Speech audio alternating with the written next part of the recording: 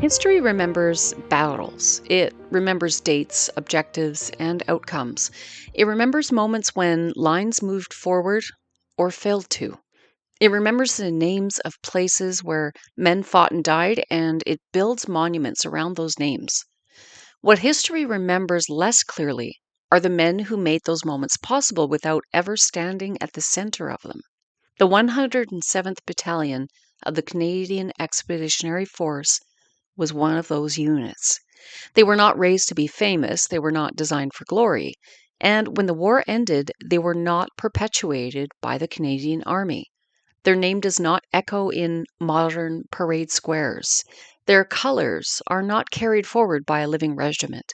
And yet, for nearly 2 years on the Western Front, the men of the 107th worked where the fighting was thickest, digging, hauling, repairing, and building under fire, performing the kind of labor without which modern industrial warfare simply collapses.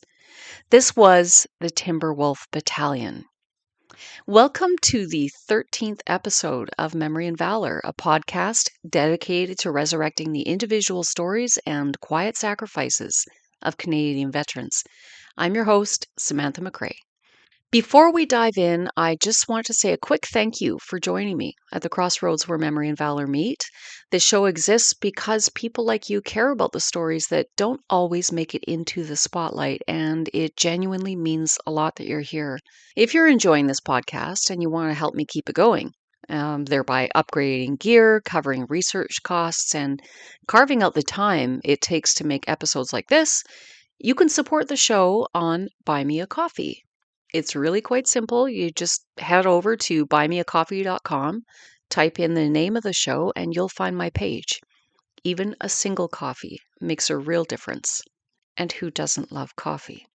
Now, I also want to give a special shout out to Glenn Campbell III, great grandson of Glenlyon A. Campbell, who suggested this episode and helped me bring it to life. His passion for preserving this history is a big part of why you're hearing this story today. And with that, we can step back to the beginning, to the moment before the Timberwolves had a name, before they crossed the Atlantic, before their labor carved its way into the mud of France and Flanders. Because the story of the 107th doesn't start in the trenches, it starts in the Canadian prairies. So the 107th was authorized on November 4, 1915, at a moment when Canada's war effort was changing. The early enthusiasm of 1914 had faded, and casualty lists from the Somme were growing larger. The war that had once been imagined as brief and decisive was settling into something far more grinding. It was in that moment that Glenlyon Archibald Campbell made his case. Campbell was never the archetype of a great war commander. At 52, he was older than most of the men who would lead battalions into the mud and wire of Europe. He carried with him not the polish of a professional officer, but the weight of a life already lived in the hard corners of the Canadian West. His military story began long before the trenches, back in 1885 during the Northwest Resistance. As a young man riding with Bolton Scouts, he had seen the prairies in a moment of upheaval at Batoche, Saskatchewan. Well, what is now Saskatchewan. He earned a promotion under fire, the kind of battlefield recognition that stays with a person, shaping how they see conflict, authority, and the fragile line between order and chaos. But the decades that followed didn't turn him into a career soldier. They turned him into something far more complex. He became a rancher, a local politician, and eventually the chief inspector of Indian affairs in Western Canada. A role that placed him squarely at the intersection of two worlds that rarely understood each other. Campbell moved through Indigenous communities not as an outsider peering in, but as someone who had built relationships over the years. He spoke Ojibwe and Cree fluently. He had married Harriet Burns, the daughter of Chief Kisikuin, tying his life to the people whose lands he traversed. He spent countless days in council houses on reserves and in remote settlements, listening, negotiating, and at times enforcing federal policies that were often deeply harmful. It was a contradictory experience. He was both a representative of the Canadian state and a man who understood in ways that few officials did the cultures and communities that state was reshaping. That duality would soon follow him into the First World War. So when Campbell tasked himself with raising the 107th Battalion, he didn't simply bring military experience, he brought decades of lived connection with Indigenous nations across the prairies. And that mattered because the 107th would become one of the most remarkable units in the Canadian Expeditionary Force. A battalion where Indigenous soldiers enlisted in extraordinary numbers, drawn in part by Campbell's reputation, his relationships, and the sense that this was a commander who knew them, not as abstractions or stereotypes, but as people. When the Great War erupted in 1914, most Canadians who volunteered did so by walking into a local recruiting office. Campbell did something very different. He went straight to the top.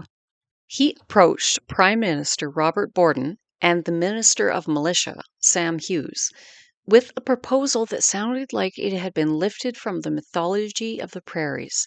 He wanted to raise what he called a hard-riding battalion of natives and cowpunchers.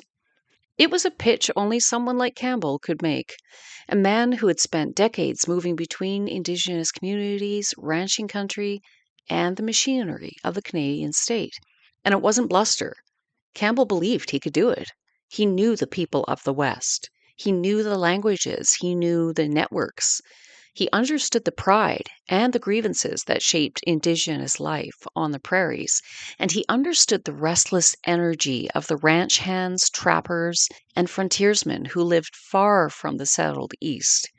In his mind, these were exactly the kinds of men who could form a battalion with a distinct character tough, mobile, resilient. Sam Hughes, ever impulsive and always eager for new units, listened. Campbell was 52 years old, remember, long removed from his days riding with Bolton Scouts during the Northwest Resistance. He had no recent military command experience, but Hughes saw something in him. Or perhaps he simply saw an opportunity to raise another battalion quickly, at a time when Canada was scrambling to meet its commitments overseas. Either way, the answer was yes. So on 4 November 1915, the authorizations came through. The 107th Battalion was officially born. And in that moment, Campbell's vision, part frontier romanticism, part political calculation, part genuine belief in the abilities of Indigenous soldiers, began to take shape. What followed would be one of the most unusual and culturally significant recruitment drives in the entire Canadian Expeditionary Force. Recruitment began almost immediately. Winnipeg, Manitoba, had become the center of gravity, but the pull extended across the prairies into ranching towns, reserves, industrial schools, and the scattered communities that made up Western Canada in 1915. The 107th had no militia lineage, no pre existing regiment to draw from. It was being built from scratch, and that meant Campbell had to rely on the only assets he truly had his reputation, his relationships, and his ability to persuade. He adopted the motto, "Follow me," a phrase that captured both his confidence and his style of leadership. And he sent a pipes and drums band marching through the streets playing "The Campbells Are Coming," a tune that was equal parts recruitment tool and personal branding exercise. It was theatrical, almost cinematic, but it worked. Within 3 months, more than 1,700 men applied for roughly 1,000 positions. That level of enthusiasm was extraordinary for a unit with no established identity, no battle honors, no promise of staying together once it reached Europe. Something about Campbell, or the idea of this battalion, resonated. And what made the 107th truly remarkable was who answered the call. More than half of the applicants were Indigenous: Blackfoot, Cree, Ojibwe, Dakota, Delaware, Mi'kmaq. No other battalion in the Canadian Expeditionary Force saw anything like it. The 107th became a gathering point for Indigenous soldiers from across the prairies and beyond, men who enlisted for reasons as varied as the communities they came from. Some sought adventure, some sought wages, some honor, some sought escape, and some, perhaps, followed Campbell because they knew him or knew of him and believed he would treat them fairly. But the story is not simple. It never is. Campbell also turned to the Indian industrial schools, also known as Indian residential schools. These were institutions whose very purpose was to sever Indigenous children from their languages, their cultures, and their families. These were not ordinary schools. You have to understand they were part of a national project of assimilation, built on the belief that the Indigenous identity itself had to be erased. There is a saying, and it's harsh, but I say in quotes, "Kill the Indian, save the man," end quote. And that was the common belief in those days. In Manitoba, that meant places like the Brandon Industrial School, the Elkhorn Industrial School, and the Norway House Residential School, all of which fed students into a system designed to discipline, Christianize, and civilize them accordingly to the standards of the Canadian state. These were harsh environments, regimented, underfunded, and often abusive. Children were punished for speaking their own languages. They were trained for manual labor, not opportunity. Their lives were controlled down to the smallest detail. And into this world, Campbell stepped with a recruiting pitch. He argued in writing that boys from these schools would be better off under his command. He claimed, quote, "Were those lads with me, they would be under closer and more kindly supervision than in any other battalion in the West, even if they were not quite 18 years of age." End quote. It's a sentence that lands like a stone today. It reveals a man who believed he was offering protection, even opportunity. But it also exposes the power imbalance that defined that era. These boys were not free agents. They were wards of a system that controlled their movements, their education, and their futures. Their choice to enlist existed inside a structure that gave them very few choices at all. And yet some of them went. Some may have seen the army as an escape, a way out of those schools and a chance to earn wages, to see the world, to reclaim a sense of agency that the institutions had stripped away. Others may have felt pressure from school administrators who often encouraged enlistment as proof that their quote unquote civilizing mission was working. This is the uncomfortable truth at the heart of the 107th recruitment story. The battalion became a gathering point for Indigenous soldiers from across the prairies, a place where many found pride, camaraderie, and purpose, but it was also shaped by the colonial machinery that governed Indigenous life in Canada. The same system that tried to erase Indigenous identity ended up sending Indigenous boys and men into one of the most brutal conflicts in human history. The 107th Battalion was extraordinary, but its origins were tangled, built from both genuine enthusiasm and the coercive structures of the time. And those contradictions would follow the unit all the way to the battlefields of Europe. By June 1916, the 107th Battalion finally gathered in one place, Camp Hughes. This was a sprawling training ground carved into the prairies west of Carberry, Manitoba. At the time, it was one of the largest military camps in Canada, a temporary city of canvas, timber, alive with the sounds of marching feet, shouted orders, and the constant thud of artillery practice echoing across the open plains. For many of the men of the 107th, this was their first sustained encounter with the machinery of a modern army. And unlike most battalions in the Canadian Expeditionary Force, the 107th had to bridge not just differences in background, but differences in language. More than half of the recruits arrived speaking Cree, Ojibwe, Dakota, or Blackfoot as their first language. Campbell understood this, thankfully. He had lived in these languages for decades, so training at Camp Hughes unfolded in a way that would have been unthinkable in most other units. Orders were delivered in Cree, administrative matters handled in Ojibwe, and English taught to those who needed it. Language instruction wasn't a courtesy, it was a necessity. The battalion had to function as a coherent unit, and Campbell knew that meant meeting his men where they were, not forcing them into a linguistic mold overnight. It made the 107th feel different, more cohesive in some ways, more culturally complex in others. A battalion where morning drill might be explained in English, clarified in Cree, and joked about in Ojibwe around the cookhouse fire. The inspection that summer fell to Major General Sir William Dillon Otter, the first Canadian-born professional soldier to rise to the top of the militia system. Otter had spent decades shaping the country's military establishment, and by 1916, he was the man whose word could make or break a battalion's reputation. His report on the 107th was cautiously complimentary. He described the non-commissioned officers and men as, quote, very good, of good physique and above average intelligence, though few hold certificates, end quote. It was praise, but praise filtered through the narrow lens of the time, a colonial worldview that equated intelligence with formal schooling, not the lived skills that many Indigenous recruits carried with them: tracking, endurance, craftsmanship, the ability to read the land and weather with a precision that no classroom could teach. Otter saw strong bodies and capable minds. What he didn't fully see, or perhaps he couldn't see, was the depth of knowledge that came from generations of living on the land. The 107th was being measured by a system that had never been designed with them in mind. Campbell understood that gap.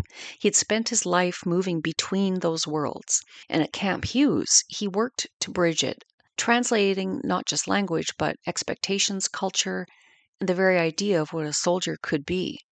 The 107th was becoming something rare, a battalion shaped as much by the prairies and its people as by the British military tradition it was expected to serve. On 25 October 1916, 997 officers and men sailed for England aboard the steamship Olympic. By then, the battalion had adopted the name Timberwolf, displayed on its badges, either because the wolf was a common totem among many Indigenous soldiers or because a wolf cub had served as the battalion's mascot during training. That's a true story, and I'll put a picture up on the website. When the 107th Battalion arrived in Britain, the war machine was already grinding at full speed. Reinforcements were desperately needed at the front, and newly arrived units were often treated as raw material. They were broken up, redistributed, and absorbed into other battalions that had been bled white in France and Flanders. And this was exactly the fate for the 107th. To the staff officers at Shorncliffe, it was a simple administrative decision. The battalion had no combat history. It had arrived late in the war. Its men could be used to fill the gaps in older, more established units. On paper, it made perfect sense. But Campbell saw something very different. He understood the social reality behind the military logic. If his men were scattered across the Canadian Corps, Indigenous soldiers who already faced discrimination in civilian life would be dropped into units where they had no allies, no protection, and no commander who spoke their languages or understood their communities. He believed with reason that they could face racism, isolation, and unequal treatment. So Campbell fought back. He argued that the 107th was not just another battalion. It was a unit built on trust. Trust between Indigenous soldiers and a commander who had lived among their nations for decades. Breaking it apart would destroy that trust and expose the men to prejudice that would undermine morale and effectiveness. It was a bold argument, especially coming from a 50-something officer with no recent military career behind him. But he won. Against the usual logic of reinforcement policy, the 107th was allowed to remain intact. It was an extraordinary decision, one of the few times in the entire war that a battalion avoided being cannibalized purely because of the social dynamics within its ranks. There was, however, a compromise. The battalion would stay together, but it would not remain an infantry unit. Instead, it was redesignated as a pioneer battalion, which is a specialized formation responsible for engineering tasks. So things like digging trenches, building roads, laying rail lines, constructing dugouts, and working under fire to keep the front moving. This was hard, dangerous, unglamorous work, but it kept the men of the 107th together. And in the months ahead, that cohesion, forged on the prairies, tested at Camp Hughes in Manitoba, and defended in Britain, would carry them through some of the most brutal operations of the war. So on 27 January 1917, the 107th Infantry Battalion became the 107th Pioneer Battalion. Campbell later wrote that his men possessed an, quote, ability to adapt themselves without complaint to awkward circumstances and bad weather, which rendered their efficiency as a pioneer battalion far above the average. End quote. It was a quiet assessment, and it foreshadowed the kind of war the Timberwolves were about to fight. The newly redesignated Pioneer Battalion had barely a month to prepare for this new role. At Whitley Camp in Surrey, the men trained as quickly as the schedule allowed, learning the fundamentals of military engineering in a compressed, hurried fashion. Then on 25 February 1917, they crossed the Channel to France, 45 officers and 861 other ranks, a full battalion on paper, but one still learning what it meant to be pioneers. Most of the men came from the prairies, from farms and ranches, trap lines, and hunting grounds. They were used to hard work, to long days outdoors, and to improvising with whatever tools were at hand, but few had any formal engineering experience. What they needed to know, they would have to learn under fire. When the 107th replaced the exhausted 1st Pioneer Battalion in the 1st Canadian Division on March 1st, 1917, the Canadian Corps was already deep into preparations for the assault on Vimy Ridge. For months, thousands of soldiers, engineers, and laborers had been reshaping the landscape beneath the chalk hills. They carved underground subways that stretched for kilometers, laid light railways to move supplies, built hospitals and command posts, dug water reservoirs, and created vast ammunition stores and communication centers hidden below ground. The Ridge had become a subterranean city, engineered for the coming attack. The 107th stepped into this world and immediately found themselves consumed by what their battalion history later described as, quote, an endless series of exhausting and often dangerous tasks behind the lines, end quote. Their work was constant, relentless, and essential. They hauled ammunition forward through mud and darkness, moving shells to the dumps that fed the guns. They dug and repaired trenches, sometimes under direct enemy observation. They built dugouts and shelters, carving living space out of the earth for the infantry who would soon fight across it. They buried telephone cables deep enough to survive shell fire, hopefully, strung barbed wire across the approaches to Canadian positions, and repaired it after every bombardment. They built and rebuilt roads churned to ruin by rain and artillery and mud. They laid light railway track to keep the supplies flowing to the front, and when the mud became too deep for horses or wheels, they constructed plank roads, the duckboards, long wooden pathways that allowed artillery to inch forward across the ground that would otherwise swallow it whole. This was the work of pioneers, unseen, uncelebrated, but indispensable. The 107th had come to France as a battalion of farmers, ranchers, trappers, and hunters. In the shadow of Vimy Ridge, they became engineers, forged not in a classroom, but in the cold, dangerous labor that made the Canadian Corps' great offensive possible. During the Battle of Vimy Ridge, the 107th Pioneer Battalion was never still. While the infantry fought their way up the slopes, the pioneers worked in the shadows of the guns, repairing the roads, the tunnels, and light rail lines that kept the entire offensive alive. Every hour mattered. Every pathway had to stay open. If the guns couldn't move, if the ammunition couldn't reach the front, the attack would falter. So the 107th labored through the bombardment, often within range of German artillery, keeping the arteries of the Canadian Corps functioning under extraordinary strain. And the work didn't end with the victory at Vimy. From late June to mid July 1917, the battalion was assigned a section of a front line, a rare responsibility for a pioneer unit, while still providing massive engineering work parties behind the wire. There were soldiers and laborers at the same time expected to hold ground with rifles in hand and then, hours later, to pick up shovels, axes, and rails to rebuild what the night's shelling had destroyed. Some of their most punishing tasks involved the Vimy Lawns and Gavichy roads, lifelines that ran through the heart of the Canadian sector. These routes were shelled relentlessly, cratered and churned into ruin, only to be repaired again and again by the pioneers. The men worked under fire, often waist deep in mud, hauling timber, stone, and rails through landscapes that barely resembled roads at all. This was labor as warfare, not the dramatic charge across no man's land, but the grinding, essential work that made every attack possible. The 107th fought the war with picks and shovels as much as rifles, and the danger was no less real. Their battlefield was the infrastructure of the front, and every repair they completed pushed the Canadian Corps one step closer to its next objective. And it was about to become far more dangerous. By August 1917, the war had shifted again. The Allies wanted the city of Lens taken by frontal assault, a plan that promised high casualties for little gain. This plan was backed by Sir Douglas Haig. General Arthur Currie, newly appointed commander of the Canadian Corps, pushed back. He argued for a different objective, Hill 70. The ground was high north of the city, a position that dominated the entire region. Take the hill, he said, and the Germans would be forced to counterattack.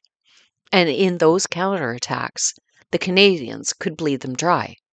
Currie got his way, and the 107th Pioneer Battalion was drawn into one of the most brutal operations of the war. When the assault began on 15 August 1917, the infantry surged forward through smoke and dust, clawing their way up the slope. The pioneers followed close behind, not as fighters, but as builders in the middle of a battlefield. Their task was as simple as it was deadly. Dig communication trenches from the old Canadian lines to the newly captured German positions, creating protected routes for reinforcements, ammunition, and stretcher bearers. It was work that had to be done immediately, under fire, in full view of the enemy. Each company, roughly 200 men, moved into no man's land with picks, shovels, and timber. German artillery found them quickly, and on the first day alone, the battalion lost 21 killed and 130 badly wounded. Private Anderson, a Cree soldier from Saskatchewan, earned the military medal for his actions that day, carrying on despite the chaos around him. The battle raged for 4 days. Gas drifted across the lines. Mustard gas, the kind that burned and blistered the skin and lungs. Shells fell constantly. The trenches the pioneers dug zigzagged across the battlefield, each turn designed to contain the blast of incoming fire. Every foot of progress was paid for in exhaustion and blood. On the night of 17-18 August, the 107th was finally ordered to the rear. They were the last unit of the 1st Division to leave the hill. But even then, one company refused to go. They volunteered to stay behind to search for wounded men, most of them from the 10th Battalion, and to bury the dead. During that effort, a German gas attack incapacitated 88 members of the battalion. When it was over, the 107th received praise from General Currie himself and from the commanding officer of the 10th Battalion. But the real measure of their courage was written in the ground they left behind. A 600-yard trench carved under fire, a lifeline that kept the Canadian position from collapsing under the weight of German counterattacks. Hill 70 was a Canadian victory, one of the Corps' most tactically sophisticated operations. But for the 107th, it was something else as well. A testament to the brutal reality of pioneer warfare. They didn't take the hill with rifles, they held it with shovels. Battalion historian Stephen Bell, writing years later, struggled to capture the weight of that moment. He wrote, quote, "It takes more than good planning and good equipment to dig a 600-yard zigzag trench under heavy artillery fire.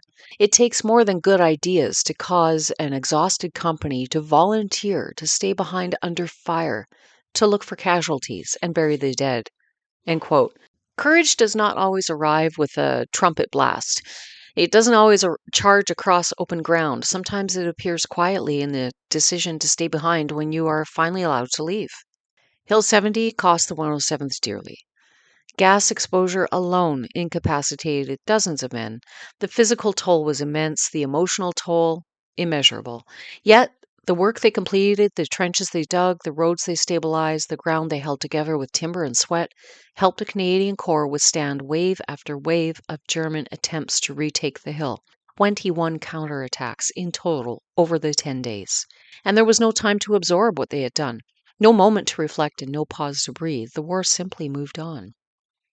And that particular battle took my great grandfather, Alexander Richardson Milburn, who was an engineer and who knows, possibly very likely working side by side with the 107th Battalion. He was with the 2nd Field Company, Canadian Engineers. Within weeks, the 107th would be pulled north to the Ypres salient, into a landscape where mud swallowed horses whole, where artillery pieces sank out of sight, and the very earth seemed determined to consume anything that touched it, a place whose name would become shorthand for misery, futility, and endurance. Passchendaele awaited. By the time the Canadians arrived, the land itself had begun to give way. Shell fire had churned the soil into a thick slurry. Every drainage ditch and canal had been obliterated. Roads simply ceased to exist, dissolving into mud that swallowed wagons, horses, and men without distinction. What had once been farmland no longer behaved like earth. It behaved like something alive and hostile. Into this landscape, the 107th Pioneer Battalion marched. The battle that would come to define this sector, Passchendaele, was never intended as a single decisive blow. It was a slow, grinding series of advances measured in yards, not miles. Every step forward required the impossible. Roads built where no road could survive, and duckboards laid across open mud, supply routes maintained under constant artillery fire. Once again, the pioneers became indispensable. The battalion history describes their work as, quote, "an endless series of exhausting and often dangerous tasks behind the lines," end quote. But now those tasks unfolded in conditions unlike anything they'd faced before. Men hauled timber and duckboards through knee-deep mud, often under shell fire, often in darkness. Clothing never dried. Equipment rotted. Rifles rusted in men's hands. Boots disintegrated. Exhaustion stopped being a phase and became a permanent state of being.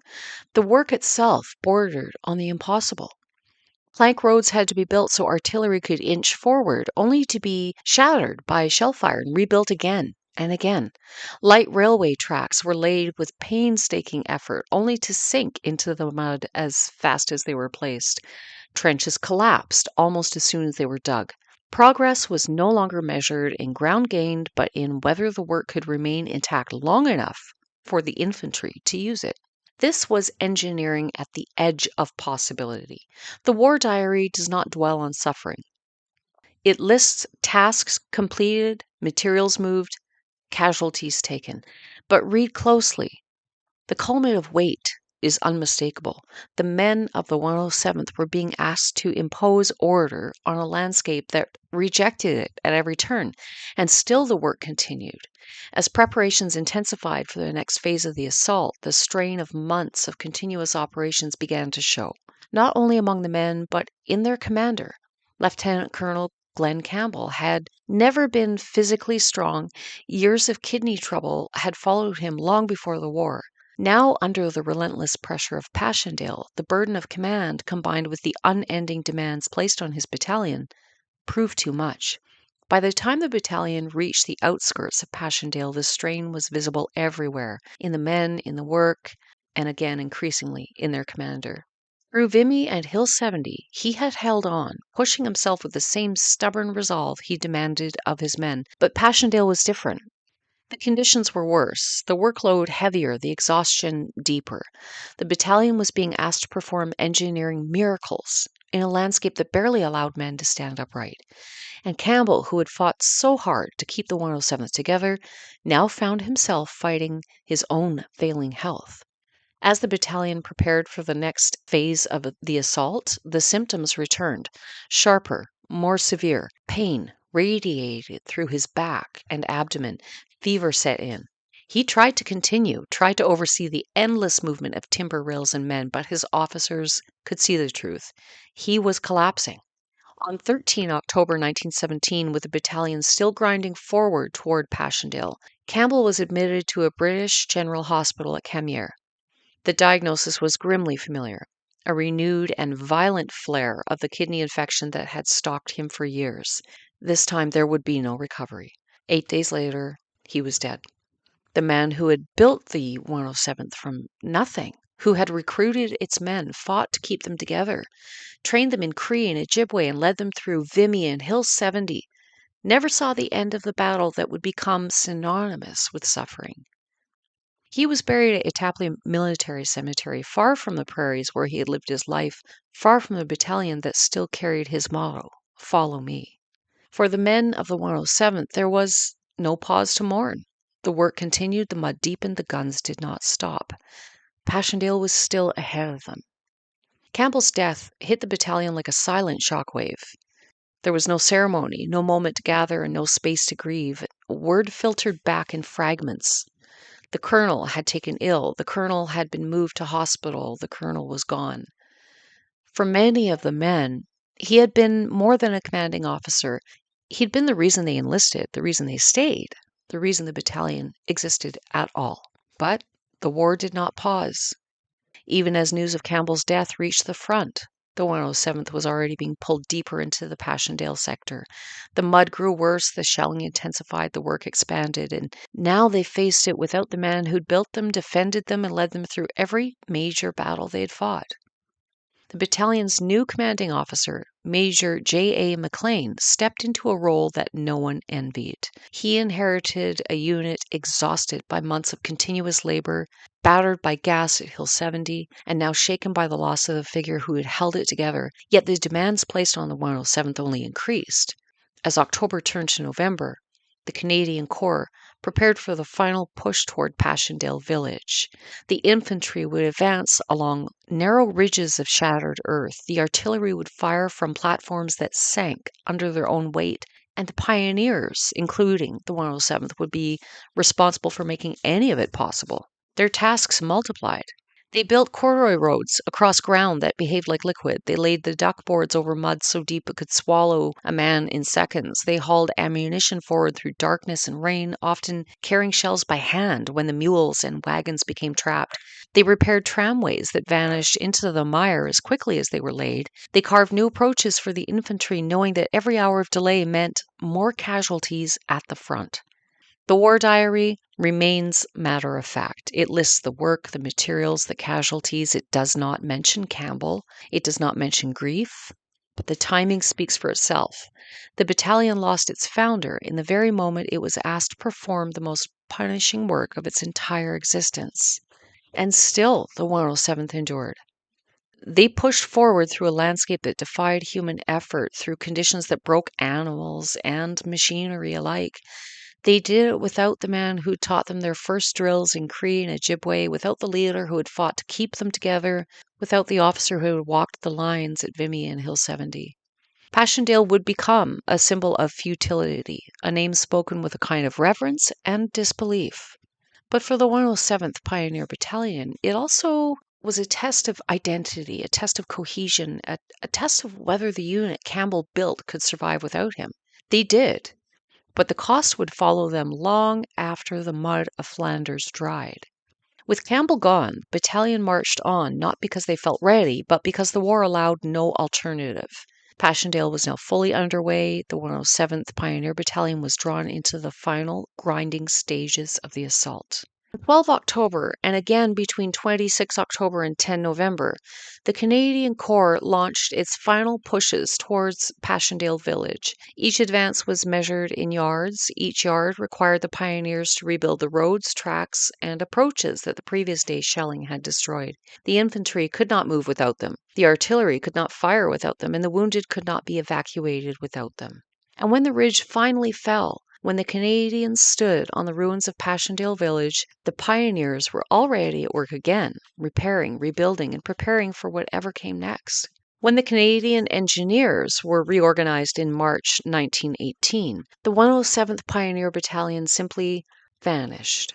Not in battle, not through catastrophe, but through administration. A line struck from a ledger, a designation removed from the order of battle. Its officers and men were absorbed into other formations scattered across the expanding structure of the Canadian Engineers. There was no ceremony, no final parade, no farewell to mark the end of a unit that had carved its way through some of the worst ground on the Western Front. And yet the record of their service was extraordinary.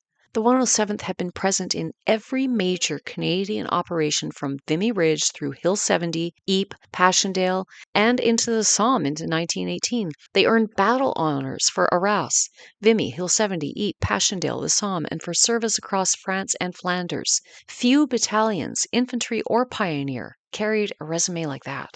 But when the war ended, the Canadian Army made a decision that would shape how the battalion was remembered. The 107th was not perpetuated. No modern regiment would inherit its colors. No successor unit would carry its lineage. No annual parade would speak its name. And so the Timberwolves slipped quietly into history. Their legacy survives not in monuments or marching bands, but in the traces they left behind, in war diaries written in pencil under shell fire, in commendations tucked into archival folders, and in the very ground they shaped. Roads, trenches, tramways, dugouts, and plank paths built by their hands, held by their endurance, became the infrastructure of Canadian victories. I want to shift gears a wee bit and talk more about the Indigenous soldiers on a more personal level. The Canadian Army of the First World War didn't record race. There were no categories, no designations, no official acknowledgement of who was Indigenous and who was not. For the most part, it was just not recorded. It was rare if it was. In the paperwork of the Canadian Expeditionary Force, a Cree trapper from Norway House looked identical to a farmhand from Ontario. A Métis carpenter from Saint Laurent was indistinguishable from a miner from Nova Scotia. And so for decades, the Indigenous soldiers of the 107th Pioneer Battalion lived in the margins of the record, visible only through family stories, community memory, and the careful work of researchers determined to bring their names back into the light. The names are there, and the stories are there, and they deserve to be spoken. The 107th was one of the most culturally diverse units in the entire CEF. At least 500 of its soldiers were Indigenous. Again, Cree, Ojibwe, Dakota, Dene, and Métis. Many had grown up on trap lines in fishing camps on the land. They had brought with them the skills the Army did not fully understand but relied on all the same: endurance, navigation, resilience, craftsmanship, and a deep familiarity with harsh terrain. Some of these men stand out clearly. Corporal Joseph Benjamin Keeper of the Norway House Cree Nation had been an Olympic long-distance runner before the war. In France, that endurance became a survival skill. Keeper served as a dispatch runner, carrying messages across open ground when telephone lines were cut or unreliable. At Cambrai, he ran through shell fire to deliver critical orders and was awarded the Military Medal for bravery. Running beside him in other units was Tom Longboat, a champion from Six Nations of the Grand River, winner of the 1907 Boston Marathon, Olympian in 1908. And on the Western Front, a runner whose speed and instinct meant the difference between life and death. But the Indigenous story of the 107th runs far deeper than two famous names. There was Samuel Klein, a Métis Cree from St. Francois Xavier, Manitoba, remembered for guiding his section through the night operations at Passchendaele. Peter Beardy, York Factory Cree, who survived a trench collapse during road construction. James Spence, Fisher River Cree Nation, wounded at Hill 70 and back on duty within weeks. John Jack Flett, Pegas First Nation, a section guide whose ability to read terrain in darkness kept men alive. Thomas Muskego, Norway House Cree, who worked on light railway construction and later returned home to become a respected trapper. George Red Eagle, Birdtail Sioux Dakota Nation, twice wounded while carrying the injured from the line. Joseph Beaulieu, Dene Métis from northern Manitoba, known for his skill with tools, repairing tramways that sank into the mud as fast as they were laid down. Michael Chartrand, Métis from Saint Laurent, who survived Passchendaele and later became a carpenter. George Travers, William Harper, John Sinclair, Francois Caron, Angus Mackay, William Prince, John Ironstand. Each name a doorway into a life, each life a thread in the fabric of the battalion. The war diary doesn't mention them by nation or heritage. It speaks only in the language of military necessity. Quote, "Work continued through the night under heavy shelling. Men exhausted but carried on with determination. Mud rendered movement nearly impossible. Timber parties struggled forward but did not falter. Casualties mounting. Spirits remained steady." End quote. These lines, sparse, factual, and unadorned, are the closest the official record comes to acknowledging what these men went through. A Canadian Corps engineer report from Passchendaele put it more bluntly. Quote, "Pioneer battalions performed tasks beyond expectation in conditions that defy description." End quote. And decades later, a veteran of the 107th, interviewed in an oral history project, remembered the Indigenous men of his battalion with quiet admiration. He said, quote, "They knew the land in a way the officers didn't. They kept us moving." End quote. During the war, these men were not celebrated as Indigenous heroes. Their cultures were not acknowledged. Their identities were not highlighted. They were valued because they were effective, because the skills they carried with them from home translated into survival on an industrial battlefield. But today, their names do matter. They remind us that the 107th Pioneer Battalion was not simply a military unit. It was a gathering of nations who carried their knowledge, their endurance, and their resilience into a war that asked everything of them and offered little in return. The Timberwolves are gone. Their battalion was dissolved. Their lineage was never perpetuated. But their names endure, and their stories endure. And the ground they shaped from Vimy to Hill 70 to Passchendaele still bears the imprint of their labor. For many soldiers, the war ended not with victory, but with return. For the Indigenous veterans of the 107th Pioneer Battalion, that return was often more complicated than the war itself. They came home carrying the same wounds as any other soldier: shrapnel scars, damaged lungs, exhaustions that settled deep into the bones, memories that refused to fade. But they returned to a country that still governed them under the Indian Act, that still denied them the vote, and that often failed to recognize their service in any meaningful way. The uniform came off.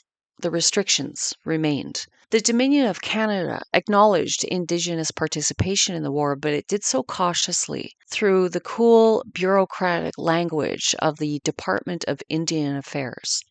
The annual report for 1919 noted that Indigenous men had volunteered in large numbers and had served overseas with distinction, but the same report made something else clear.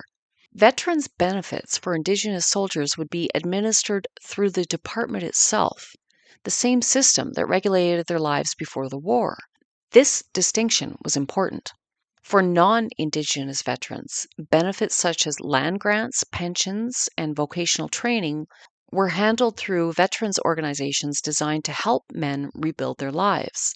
For Indigenous veterans, those same benefits were filtered through a department whose mandate was oversight, not advocacy. Land grants promised to returning soldiers were unevenly applied. Some Indigenous veterans received land, but it was often allocated to reserves rather than to individuals. In other cases, it was withheld entirely or absorbed into reserve lands without consultation. Pensions were delayed or reduced. Appeals required navigating a bureaucracy that had never been designed to serve Indigenous interests. This was not universal. Some veterans received what they were owed, others did not. What mattered was not service, but circumstance, and circumstance was shaped by policy. The war had altered expectations, not always spoken aloud but deeply felt. Indigenous veterans had served overseas. They had worked and fought beside non Indigenous Canadians. They had endured the same shell fire, the same gas, the same exhaustion. They returned with an understanding of sacrifice that could not be easily dismissed. Some became advocates within their communities. Military service had exposed them to new ideas about rights, organization, and collective action. Veterans associations, both Indigenous and non Indigenous, became places where grievances could be voiced, sometimes successfully, often not. Others returned quietly. Private Anderson, the Cree soldier awarded the military medal at Hill 70, fades from the record after the war. His citation survives, his name remains. His post war life, like that of so many Indigenous veterans, is harder to trace, not because it lacked meaning, but because it was not recorded with the same care as his service. That absence is itself a form of history. Corporal Joseph Benjamin Keeper, the Cree dispatch runner and Olympic athlete, returned to Canada carrying both his military medal and the physical toll of service. His endurance had carried him across the Western Front. It would carry him through civilian life as well, though recognition remained limited. Keeper's story, like that of many Indigenous veterans, survived largely through family memory and later historical recovery rather than official commemoration. The 107th Battalion offered no post war continuity. It was not perpetuated. There was no regimental association to gather its veterans, and no annual parade to reinforce shared memory. The Timberwolves dispersed back into civilian life, their shared experience surviving primarily in personal recollections and family stories. This absence was not accidental. When the Canadian Engineers were reorganized in March 1918, the 107th Pioneer Battalion ceased to exist as a distinct unit. Perpetuation is how military memory is sustained, how stories are passed from one generation of soldiers to the next. Units that are perpetuated retain their colors, their honors, and their traditions. Units that are not risk fading into footnotes, remembered only by historians, archivists, and families who know where to look.